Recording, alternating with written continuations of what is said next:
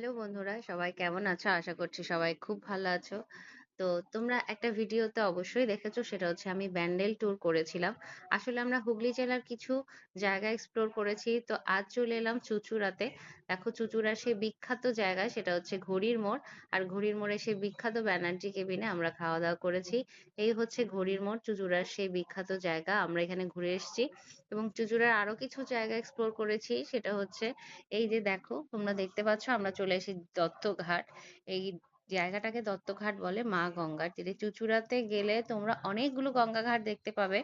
তার মধ্যে কিছু কিছু আমরা দেখেছি। এটা হচ্ছে দত্তঘাট, আর দত্তঘাট দিয়ে আমরা হেঁটে যাচ্ছি। দেখো এই জায়গার পরিবেশটা এত সুন্দর লেগেছে।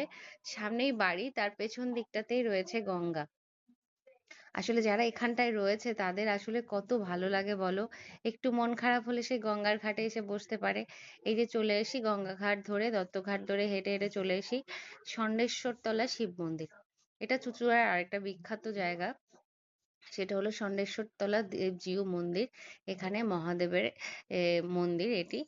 তার দেখো এই পাশটাতে যেখানে বসে রয়েছে সবাই, তার ভেতরে একটা বড় ঠাকুরের মন্দির রয়েছে। আর এই হচ্ছে আরেকটা গঙ্গাঘাট। ষণ্ঢেশ্বর তলা মন্দিরের উম নিচেই রয়েছে গঙ্গাঘাট। আর এখানে অনেক দর্শনার্থীরা এসে সকলেই গঙ্গা স্নান করে এবং জল ভরে নিয়ে যায়। আমিও আমার বাড়ির গঙ্গা জলটা শেষ হয়ে গেছিল। তো আমিও আমার গঙ্গা জল ভরে বাড়ির জন্য নিয়ে এসেছিলাম। দেখো, আর ওইদিন সকালবেলা প্রচন্ড রোদ ছিল, একটু গরমে কষ্টও পাচ্ছিলাম। তবুও দেখো অনেকে এখানে বসে আছে সত্যি গঙ্গার ধারে, মা গঙ্গার কাছে বসে থাকতে সত্যি মনটা ভালো হয়ে যায়, খুবই ভালো লাগে। দেখো এখানে দর্শনার্থীরা স্নান করে উঠে গঙ্গা স্নান করে উঠে এসছে এবং মন্দিরে পুজো দেবে বলে। এখানে চারটে মন্দির রয়েছে।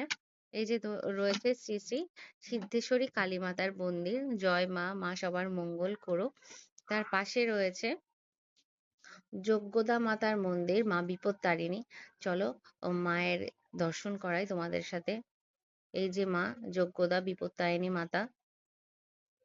তার ঠিক পাশেই রয়েছে বঙ্কু বিহারী মন্দির, মানে বাঁকে বিহারীজি, মানে আমাদের রাধা আর কৃষ্ণ। এই যে রয়েছে, দেখো এখানে পুজো চলছে। হর হর রাধে গোবিন্দ, জয় রাধে গোবিন্দ। আর এর পাশেই রয়েছে দেখো ষণ্ঢেশ্বরের এই সেই মন্দির, যেখানে মহাদেবের একটি এ শিলা রয়েছে। আর তার এই পাশটাতে যেখানে দেখো একটা আহ গোমাতা দাঁড়িয়ে রয়েছে। এই গোমাতাটা এখানে প্রতিদিন সকালে আসে, পুজোর টাইমে এসে প্রসাদ খেয়ে যায়। তো সবাই ওকে প্রসাদ দেয়। এই দেখো এখানে কিছু শিলা রয়েছে, যেগুলোকে ষণ্ঢেশ্বর তলা বলে, যে জলে ভেসে এসছে। আর এই যে হচ্ছে ষণ্ঢেশ্বর দেব জিউ মন্দির। এই জায়গাটাতে এসে আমার সত্যি অন্যরকম একটা অনুভূতি হলো। এই জায়গার পরিবেশটা আ সত্যি অন্যরকম। একটা আধ্যাত্মিকতার ফিলিংস নিয়ে আসে। এরপর আমরা চলে গেলাম করুণাময়ী কালী মাতার মন্দিরে, যেটা অনেক বছরের পুরনো। তো মায়ের বিগ্রহ দেখে তোমরা বুঝতেই পেরেছো, স্বর্ণের দেয়া জীব রয়েছে এবং মাতার মন্দির। আর এই মাতার মন্দিরটি অমাবস্যাতে এবং বিভিন্ন বড় বড় পুজো অনুষ্ঠানে অনেক বড় করে উৎসব হয় এখানে। তো আমরা খুব সকাল সকাল পৌঁছে গেছিলাম। তখন ঠাকুরমশাই কিছুক্ষণের জন্য পুজো করে মন্দিরটা খোলা রেখেছিল বলে তোমাদের সাথে একটু শেয়ার করতে পেরেছি। তো দেখো মন্দিরের পুরো এরিয়াটা এরকমটাই।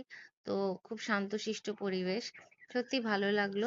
আর ঠাকুরমশাই আমাকে বলল সামনে একটি পুজো আছে, সেই পুজোতে এসেও ঘুরে যেতে। আমার ভিডিও যদি ভালো লাগে অবশ্যই আমার ইউটিউব চ্যানেলকে সাবস্ক্রাইব করে আমার পাশে দেখো। আজকের মতো টাটা সবাইকে। সবাই খুব ভালো থেকো বন্ধুরা।